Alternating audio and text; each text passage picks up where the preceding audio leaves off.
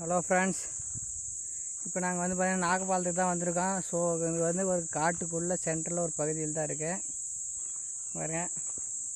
பக்கம் இது வந்து ஓடை பாருங்க, சூப்பராக இருக்குது. அங்கே தான் முன்னாடி தான் மரம் இருக்குது, அங்கே இருக்குது.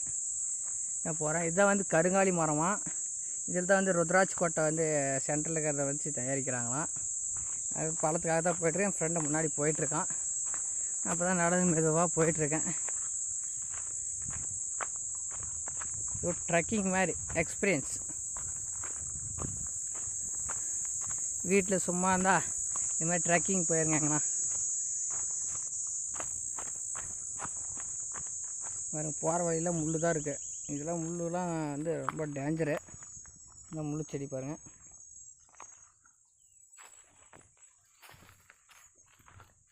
என் ஃப்ரெண்டு அது கூட அங்கே போயிட்டான். நானும் இங்கே கேட்குறேன். பாருங்கள், இதுதான் கருங்காலி மரமாக. இதுலேருந்து தான் சென்ட்ரல்லேருந்து தான் இந்த சேக்குலேருந்து தான் இந்த ருத்ராட்சி கொட்டையை தயாரிக்கிறாங்களாம்.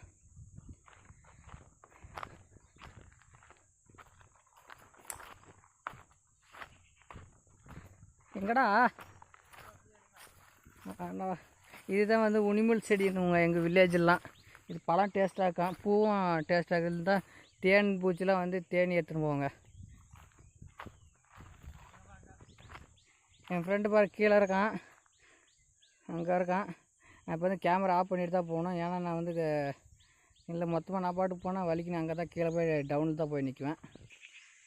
பாருங்க, அது முன்னாடி தெரிஞ்சது வந்து மூங்கில் மரங்க. அதுதான் மூங்கில் மரம். பார்த்தீங்கன்னா பக்கா சூப்பராக இருக்குது பாருங்கள். எவ்வளோ சூப்பராக இருக்குது பாருங்கள். மரம் அங்கே தான் முன்னாடி இருக்கு. இங்கே பாருங்கள், அங்கே ஒரு மரம் இருக்குது. அது வந்து சீத்தாப்பழ மரம். இதுதான் பார்த்தீங்கன்னா தொட்டாசினிங்கன்னுங்க. பாருங்க, அப்படியே சுருங்க பாருங்கள். இந்த தொட்டாசினிங்கி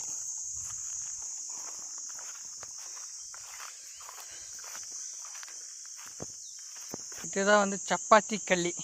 இது ஒரு பழம் வைக்காது, சூப்பராக இருக்குது, டேஸ்ட்டாக இருக்கும்.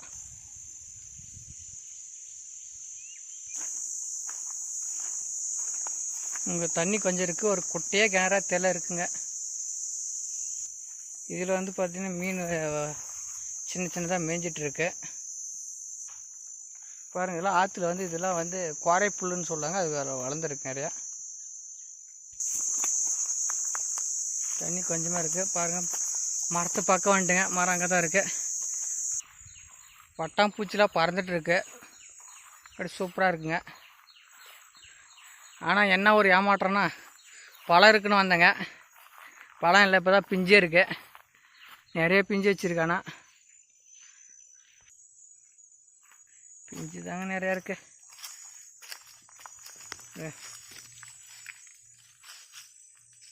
நிறைய பிஞ்சு வச்சுருக்கு.